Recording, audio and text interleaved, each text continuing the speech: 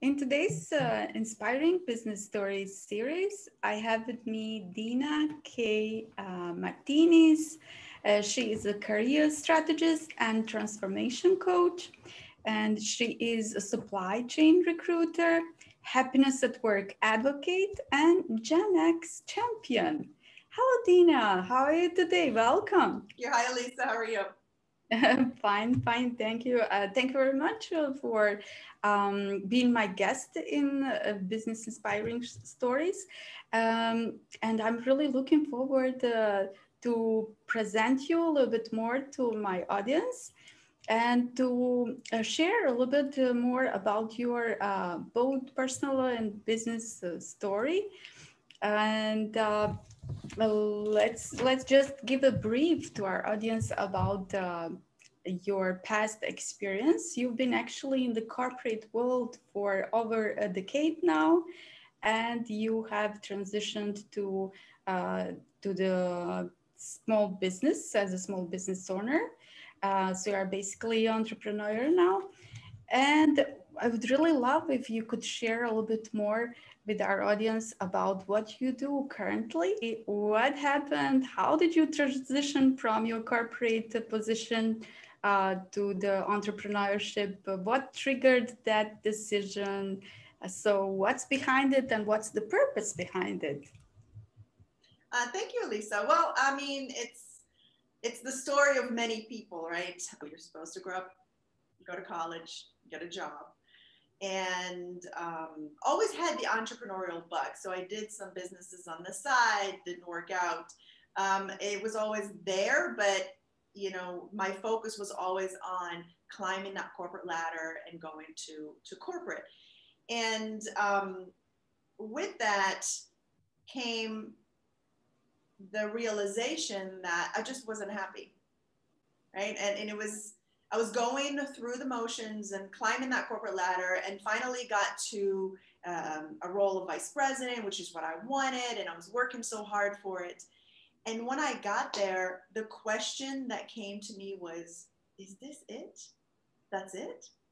And the thought of spending another 20 years or more in a role or in a capacity where I was not happy or I was not alive just was not something I was willing to do.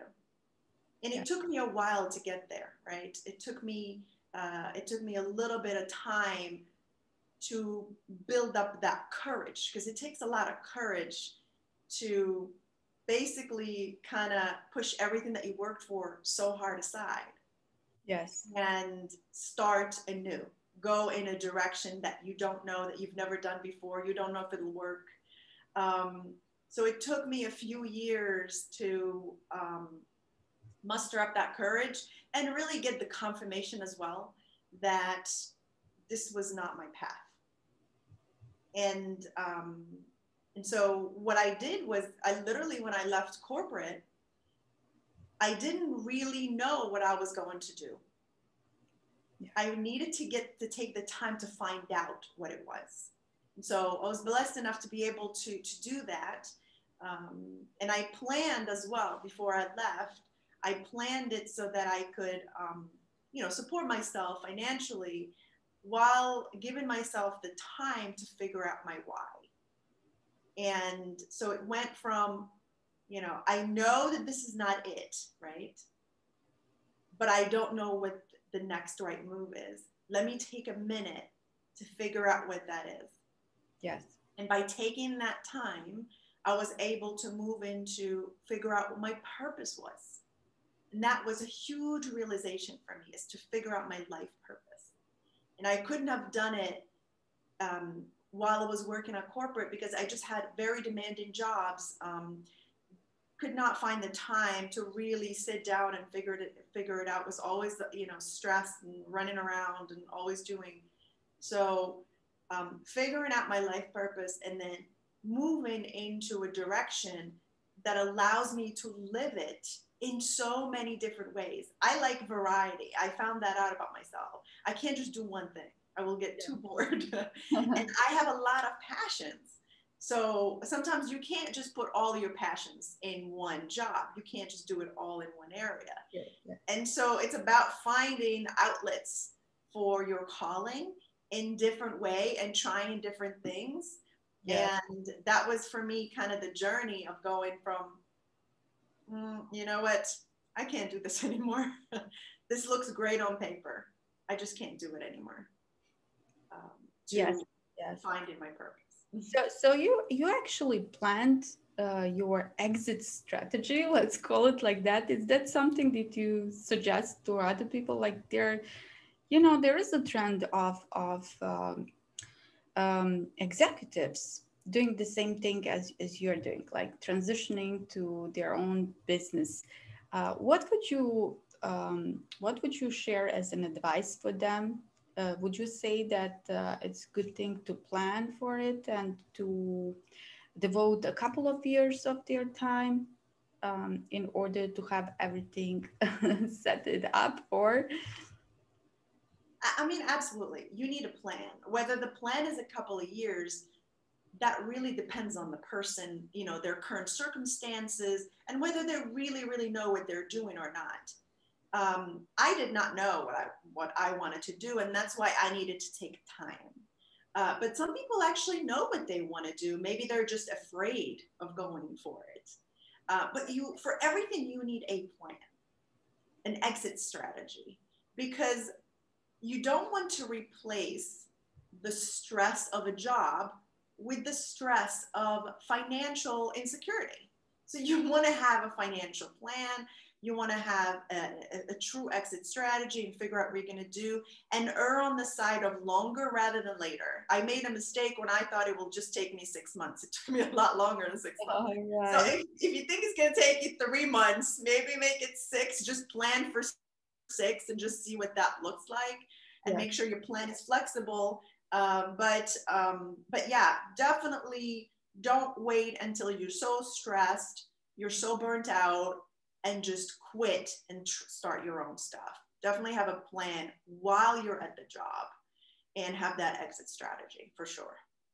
Yes, yes. So I've noticed a bird in your logo. What does that symbolize? Yeah, it's a hummingbird. And these birds are known for being really small, but very mighty. They travel thousands of miles, and everybody wonders, how can they travel with such small, wings? Oh, And so they have a lot of that strength. And so we all have that in us, right? We can feel that we can't do something, or we can feel that we're too powerless or too stuck, or we're not good enough to do it. But we all have that in it. So for me, it's the strength of a small bird. It's the beauty of a hummingbird, which a magic that I just started discovering when I started to slow down. I didn't notice birds before. I was just running around. And yeah, and there's definitely that sense of freedom. So when I say dare, it's that leap, right? It's that movement. What it means, yeah. all right. So which brings us to the dare, because your program, the one that you have based your business basically on, is called Dare. Yeah. What does that mean, Dare? What kind of system is that? So Dare, the word Dare really embodies what the program is. You have to dare to go a path that you've never done before. You have to dare to question where you are. You have to dare to believe that there's something better for you out there. So the word itself for me embodied the mindset of the person that is going to take that path or that hero's journey. You have to dare. And DARE also stands for the actual program. So the D in DARE is discovery. So before you go on a path, you have to know where you want to go, where you're going. So that's the discovery path. You have to discover that path, that life purpose. And then the A in DARE stands for assessment. So you have to figure out, do I have what it takes to go on the journey? What do I need to get? Do I need to buy a ticket? You know, it's just like going on a trip. What do you need? You have to assess your internal and external competencies and figure out, okay, I know I want to go to this point in my life. Do I have what it takes? Do I need to get something along the way, right? And the readiness, which is the R in there, that's the planning part. So that's where you really plan your financial situation. You plan your priorities. What am I going to tackle first?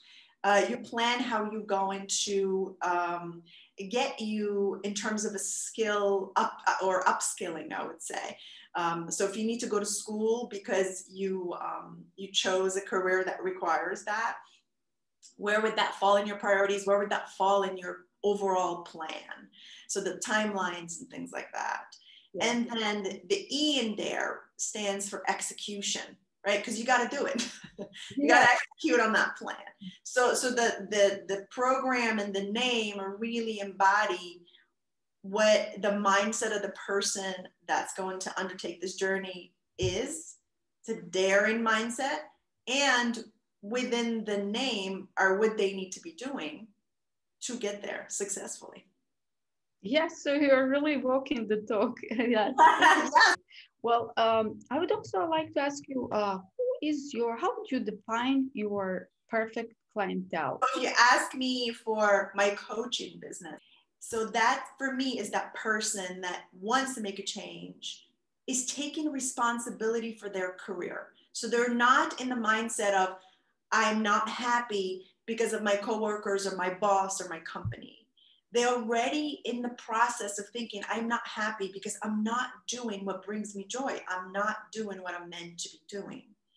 But I really don't know what that is. So that's my ideal client. It's somebody who's ambitious, somebody who wants to move up, somebody who still wants to, go in there and make it happen. But they just really don't know what is their right next move. What are they meant to be doing?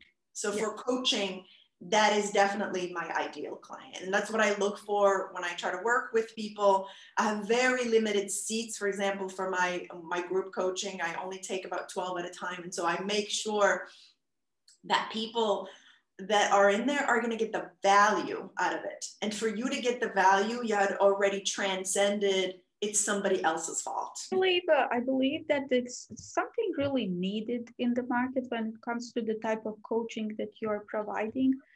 There are a few reasons behind it, at least in my opinion. As you have already mentioned,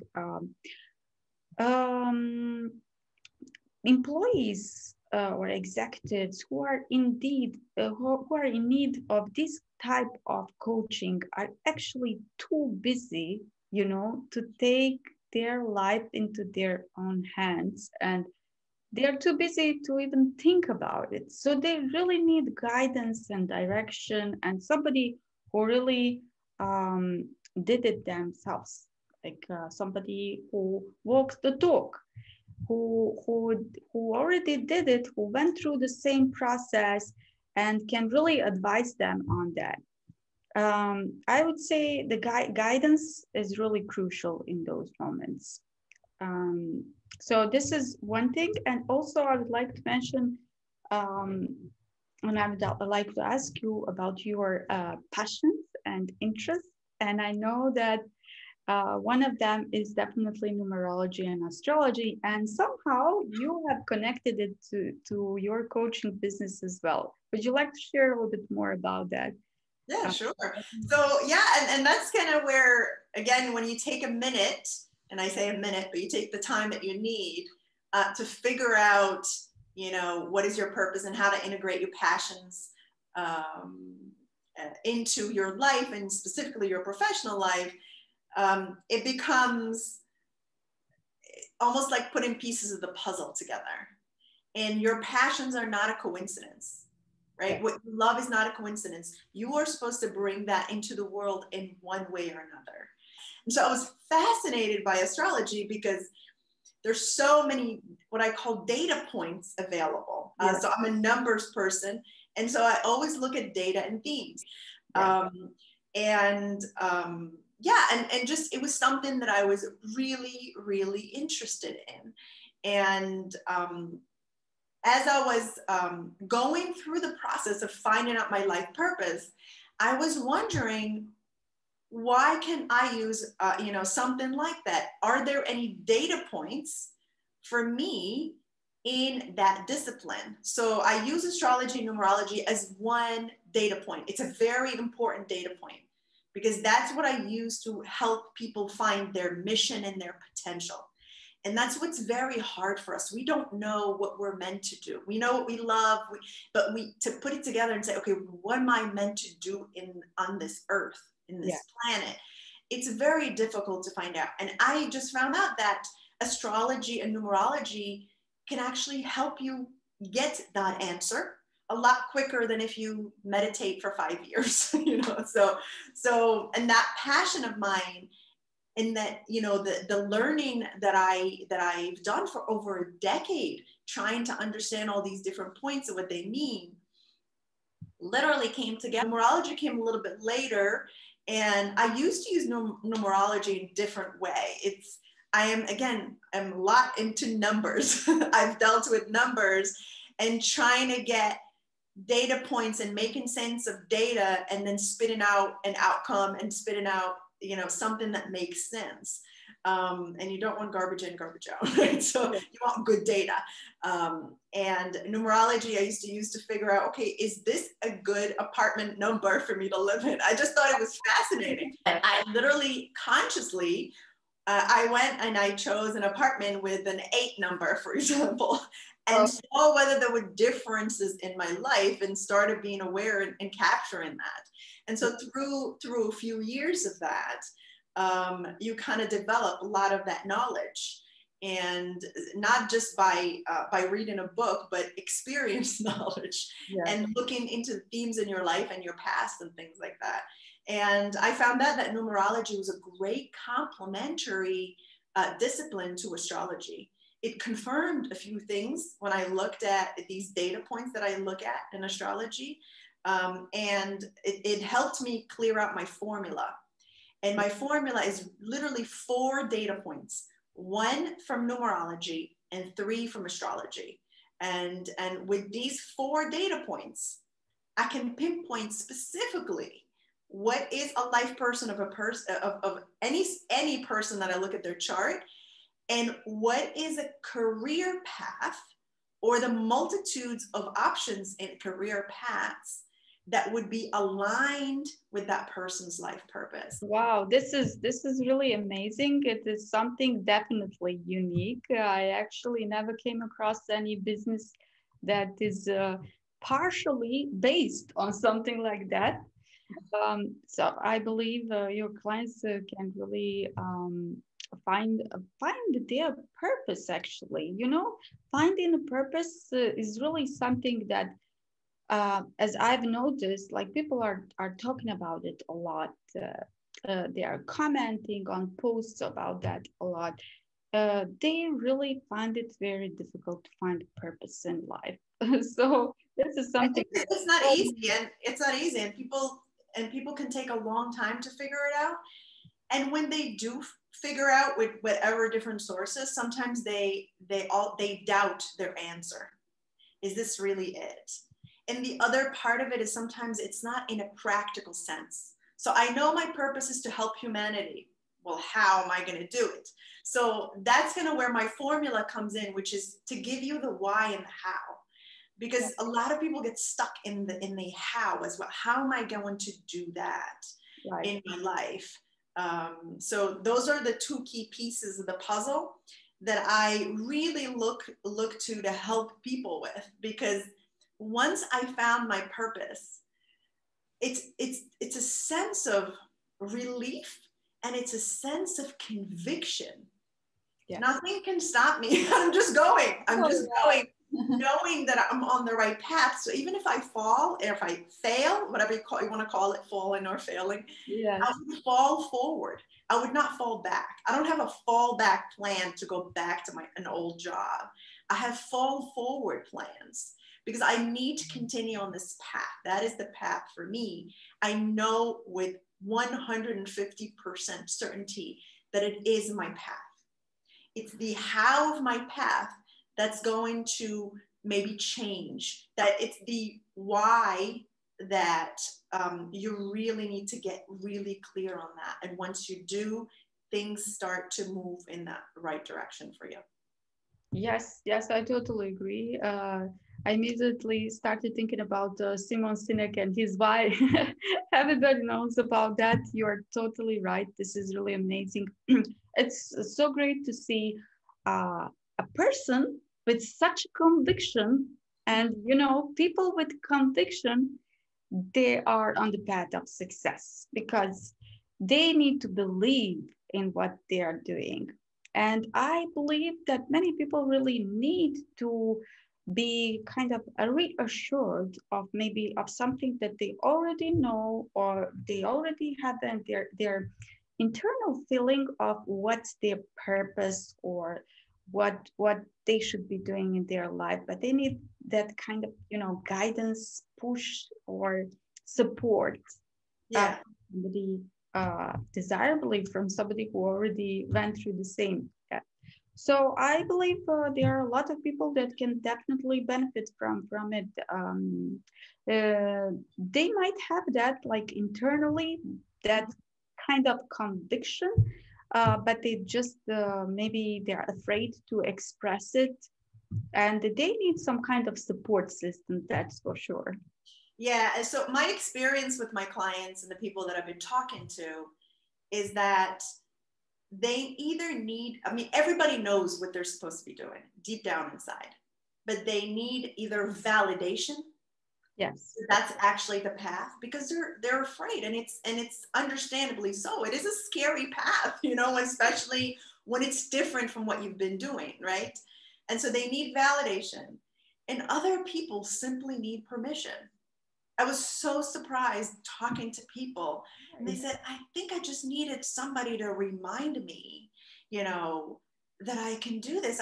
Maybe I just needed permission to dream. Sometimes people just get stuck with the next step. Like they know what to do, they know what they should be doing, but they don't really know what's their next step. That's why really guidance is necessary. I totally agree. So now you live in Portland.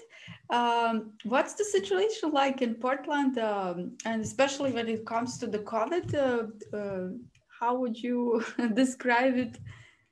So, I mean, for me, and I think we talked about that a few times. For me, I'm an introvert, and so I am self-quarantining without a quarantine. I like my personal time, so I'm not out and about. A lot of things are open in Portland, which is great. So there are not a lot of lines in supermarkets, so you see the beginnings of hope and the beginnings of going back to, I don't like the word going back to normal, but going back to some sense of normalcy. It's getting there. So hopefully we get there very soon, because I can't wait to travel. That's that is where I'm at. So much. Yeah, there are so many things that we miss. So let's hope. I am currently located in Louisville, and we have really very nice weathers, like summer weather these days. And I'm an outdoor person, so it's really great that we can at least, visit parks and spend time outdoors. And it's not so restrictive, I would say here, so it's still good. People who are actually like intending to leave the corporate world, I would say then it would be maybe a good idea really to use the time that they have, let's say, for the vacation. So to be in peace with themselves, not to be bothered with so many other things at work, and they don't really have time to think. So would you say, let's say, a vacation period would be a great time to like focus really on what really matters to them?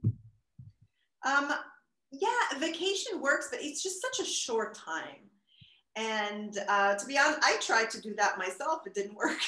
Especially when you're taking, 5 days.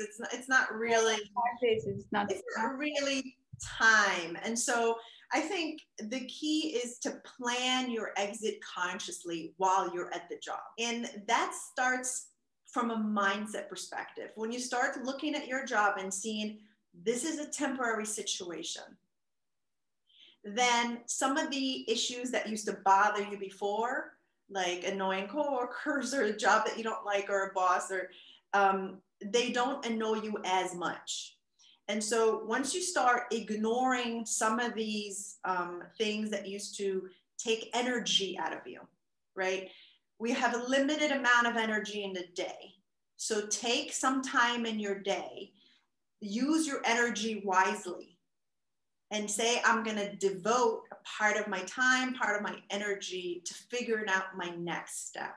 That's a great piece of advice. Thank you for sharing that with us. And thank you for being my guest in Inspiring Business Stories. Really, your story is so much inspiring. And I would like to invite my audience to connect with you. What's the best way to connect with you? To follow you and connect with you on LinkedIn. And also, I will leave in the post below your contact details that you would like to share. And I guess they can go from there. And thank you so much, Lisa. I really, really appreciate you taking the time to interview me. It's been a pleasure working with you and talking to you today. And yes, the best place for your audience to reach me will be on LinkedIn. I do offer a free mini purpose analysis for people, so they can schedule a 30-minute call with me and definitely give them as much guidance as I can in that 30 minutes, and they'll get a little bit of a taste of who I am and how I work. Sure, that's wonderful. Yes, that's really great initiative. Thank you for sharing that. And it was, of course, it was a pleasure to meet you and to learn more about you, about your business, and to work together. And yeah, it was a mutually very beneficial experience. And I would like to leave our audience with that and with an invitation again to connect with you. And thank you once again. Thank you. Thank you. Bye-bye. Bye.